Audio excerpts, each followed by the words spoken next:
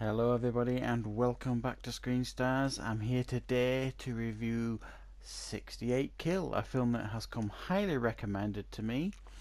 And this is a film that is best described as a sexy, slick, stylish, violent, funny, femme fatale noir film.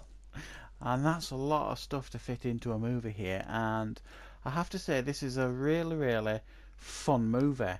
And it's a movie that I did enjoy a great deal. And this film focuses on um, essentially a series of femme fatales and this hapless individual called Chip, who's a very naive, bit of a wet drip bloke who has this really, really hot girlfriend who is actually a prostitute. And she has a sugar daddy whom she learns has he's got $68,000 on hand because he's going to go and buy himself a new car in the coming days. He shows it off to her, and she decides, and she basically says to her boyfriend, right, we're going to go and rob him tonight. And he, being the bit of a naive drip that he is, he basically agrees to it because he's well and truly under the thumb, and he agrees to it. He says, but as long as nobody gets hurt. Big mistake, because many people get hurt. She actually turns out to be a bit of a psychopath, and that's an understatement. Um, she kills everybody she sees at this place. They get the money. Um, Go and see her psychopath brother, who's even more unstable. And Chip decides that he's got to basically escape, and they've got a kidnapped victim in the boot of the car. He's got to get away from her, so he manages to get away, forms a bond with this lady that they kidnap. It all escalates, it all continues to get out of hand. He's in way over his head, and chaos ensues with this movie. And that is the general plot. There's a bit more that goes on in the movie, but obviously I don't want to spoil it if you haven't seen it.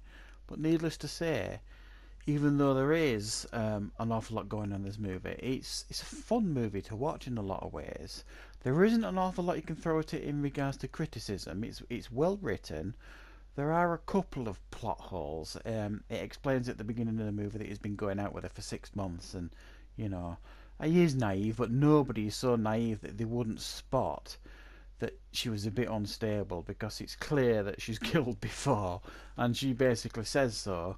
And her brother is seriously unhinged, and he's clearly met him before, so he must be the world's stupidest man, or just the world's most naive man to not spot or see the signs in 6 months.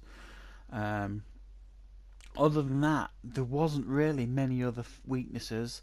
The second femme fatale that he bonds with, that relationship felt a little bit forced, but it didn't spoil the movie at all. In fact, I quite liked the relationship they had with that femme fatale. Um, but this is a great movie. It turns the tables, if you like, on men. Women are completely in control in this movie. He's just along for the ride, and he kind of grows a pair, you hope, later on in the movie. But throughout the whole movie, he is not in control. It's the women in control throughout. So it is.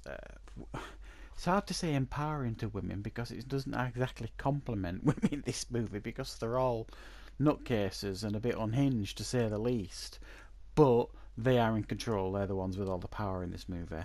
It's very, very stylish. Like I say, it's very slick and stylish. It feels a bit Tarantino-like. It feels like it's something he could perhaps have written as a short story, or feels very slick and fast-paced. And some of the dialogue is fast and funny. And it's a bit noirish. The colours are very nice in it as well. How it's been filmed and made. And the pacing is really, really good in the movie too. You never clock watching, wondering how long there is to go.